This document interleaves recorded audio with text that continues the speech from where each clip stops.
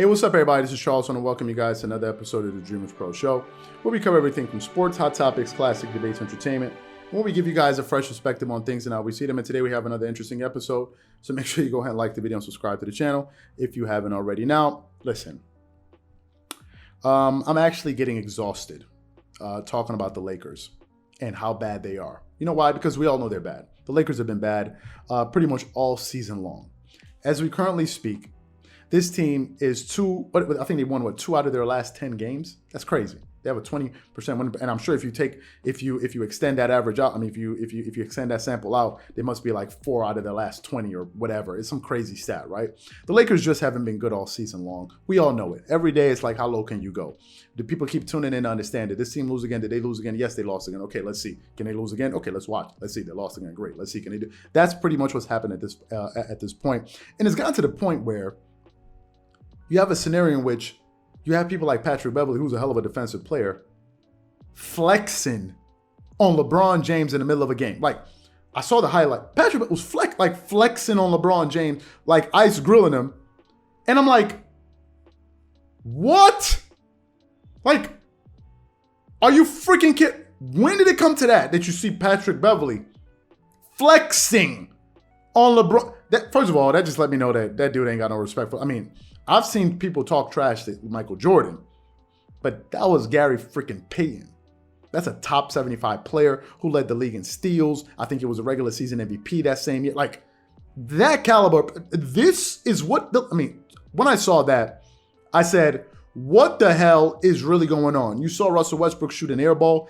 Karl Anthony Towns was looking at the rafters like, yo, what is this dude doing? What is going on?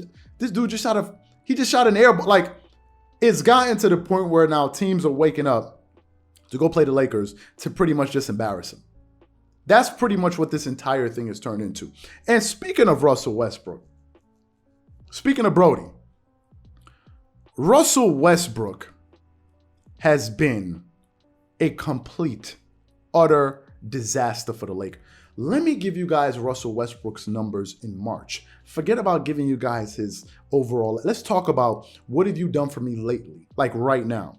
Let me give you guys Russell Westbrook's stats in March.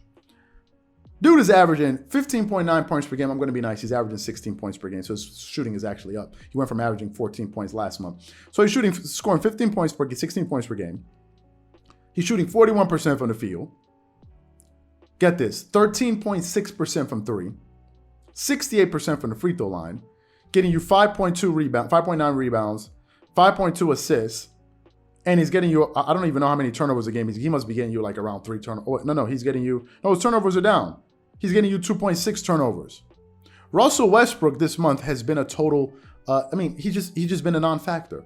And when you go off the court, he's been even worse. Russell Westbrook has been a distraction for the Lakers this season, if we're being honest. First, it was the issue with his wife, stepping up for him and all. Now, it's great, but it's still a distraction. She's stepping up for her husband. He's talking about people that shouldn't call me Westbrook and all of these different things. Then, of course, people started pushing back on him. People like Shannon Sharp, who's a former athlete, and said, wait a minute. Other people were being made fun of, too. LeBron gets made fun of. Paul George, they were calling him Pandemic P. What did Paul George do? He went out there. He redeemed himself. He almost took the Clippers to an NBA Finals. They were in the Western Conference Finals, 1 game away, 1 win away from going to the NBA Finals. He redeemed himself. People made fun of him. Now, no one is calling him Pandemic P. He's like, you're out here crying about your last name and all of these different things, but they did it to other people. How about you play better? Now, I had my point of view on that. Then there's that. Then, of course, you have his defiant and dismissive attitude with the media and fans. You remember when the Laker fans, they were going back and forth with, Russell Westbrook, and these guys were going back and forth with Laker fans, and he told them, hey, it didn't bother me. They can take it on with them. They ain't got nothing to do with me. You remember that? So there was that. And now my question is, as the Lakers now are currently 11 games under 500. Think about this: 11 games under 500, and are in total jeopardy of missing the play-in entirely, meaning not making the playoffs whatsoever and falling behind. The New Orleans Pelicans to miss the playoffs. My question is this: what's the point in bringing this roster back next year? Like, what's the point in keeping this thing together? As far as LeBron is concerned, if we're going to talk about LeBron, I think LeBron is doing everything that he can on the offensive side of the floor to keep these guys competitive in these games. But I also think the only reason he's doing all of this is to catch Kareem. LeBron is not playing for wins at this point. He's not. The smart thing to do would be to shut it down. You're playing for nothing. Literally nothing. What if you go out there and you get injured? You're just running the risk of being injured again. And you're an older player. I think LeBron is 37 years old. He turned 37, I believe it was in December or something like that, right? He's an older guy. But I think LeBron is right now is only playing to catch Kareem. And even if he does catch Kareem, he's still not going to be better than Jordan. So I don't even know what the point of all of it is. Like, you catch Kareem, so what? You're still not better than Jordan, right? Like, if that's the case, then you guys would think, this is the joke of it all. For the people that feel like, oh, LeBron's going to catch Kareem, he's going to be the greatest player of all time. So that means Kareem is better than Jordan, right? Right, that's what I thought. So, but when he passes him, then he's better than, right, that's what I thought. Listen, I think they need to blow up this entire thing. That's what I think needs to happen. Reports are that Russell Westbrook is looking to be traded in the offseason.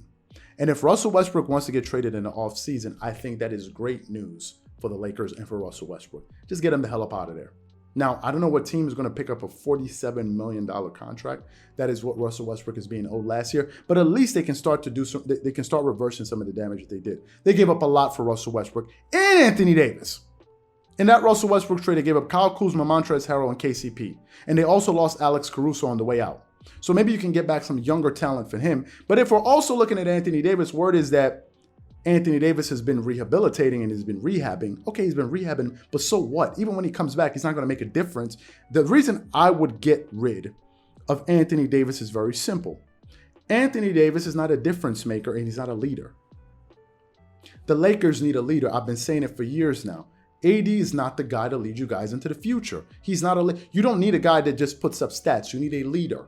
You need that caliber player to lead the Los Angeles Lakers, and he's just not one of them. So they need to get rid of Anthony Davis. And as far as LeBron James, I think the Lakers should keep him. Why should they keep him? Because they need to sell tickets anyway. They need to get butts in this, and people will come and watch LeBron James play. He is still the face of the NBA, so the Lakers are still going to get international, national media attention, and they're still going to be showing their games on TV. So I think it works out for them in that aspect. But as far as keeping this team together, I think they just need to blow it up. They just blow the entire. There's no point in keeping this team together. I've heard some people say, well, you can trade this guy, you can come back and re-up next. There's no trading them and getting. How are they going to get better next year? They're going to be even older. LeBron's going to be 38 years old. What are people hoping for? A magic trick?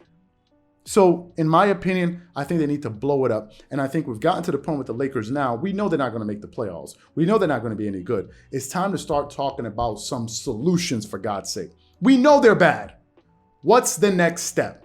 These are some of my recommendations. Next year is going to be tougher. Paul George will be back. Kawhi Leonard will be back. Murray will be back. Your CP3 is going to be back. You have the Grizzlies who are on the rise.